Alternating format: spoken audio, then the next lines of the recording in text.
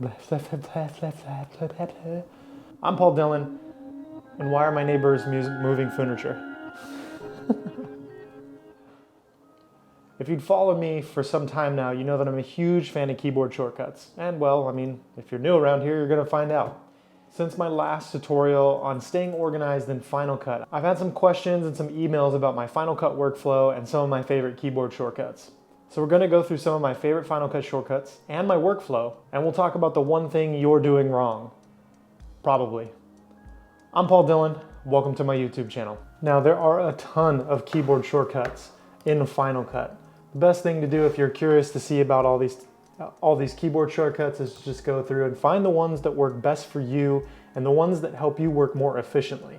Now if we just take a look at how many keyboard shortcuts there are in Final, there's probably too many keyboard shortcuts. If you're interested in just the keyboard shortcuts, I will put that in the description down below in case you want to come back to this video for reference. You don't have to watch through the entire video to get the keyboard shortcuts.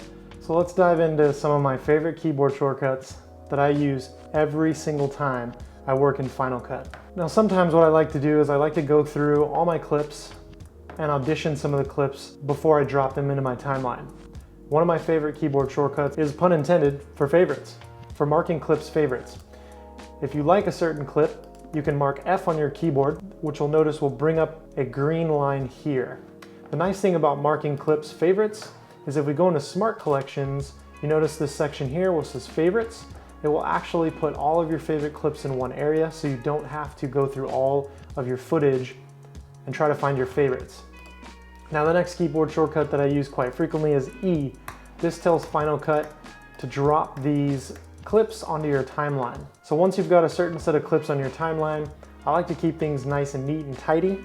So my next favorite keyboard shortcut is Command-Control-1. This will actually remove the browser on the left side, which makes the playback window much larger. This is especially nice if you're working on a laptop because it'll give you more playback room. Speaking of keeping the timeline clean, this leads me to my next favorite set of keyboard shortcuts that I used, Command-5. When I hit Command-5, you'll notice that it brings up the effects window here. The cool thing is it also removes the effects window. So if you want the timeline real nice and neat, you can add effects here. You can drop them onto your clip this way. Or if you want to bring up the transition, that's going to be Control Command-5. So you'll notice when I hit Control Command-5, it brings up your transitions, which Control Command-5 will also remove your transitions. So in order to cut clips cleanly, say that 5 times fast, I also use Command+ and Command-.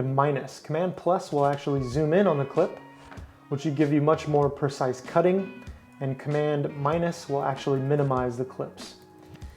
Now, if you've got these clips zoomed in and you want to see them all in your timeline, you can hit Shift-Z. Shift-Z will make sure that your entire timeline fits into your timeline window. If you have a certain shot that you want to speed up, or maybe you're going to do a speed ramp, typically you would highlight a clip, you would come over here and click the little down arrow on your timer. You can slow it down here 50%, speed it up 8 times, 4 times faster. But if you notice on custom, you have Command-Option-R. This is by far one of the keyboard shortcuts I use quite frequently, especially if I'm doing coffee B-roll, let's say, and I have a shot that I want to slow down. When I hit Command-Option-R, you'll notice it brings us up and it says normal. If you click the down arrow here, you can then slow it down, speed it up, or add a custom speed. So if this was shot, let's say 120 frames per second, I could actually slow this down 30%. Now this specific clip was shot in 4K 24, so if I slow it down 30%, it's going to be real jittery. Let's say this was a driving clip, for example, and I wanted to speed it up. I would just hit Command-Option-R. I could actually grab this here and speed it up myself, or I can click this and add a custom speed. Let's say I want to speed it up 500%. Very useful when doing speed ramping, and especially useful when doing B-roll. So now that I've got my timeline looking the way I want it, maybe my video is completely done, it's time to do some color grading. So if I hit Command-7, it brings up this Luma viewer here.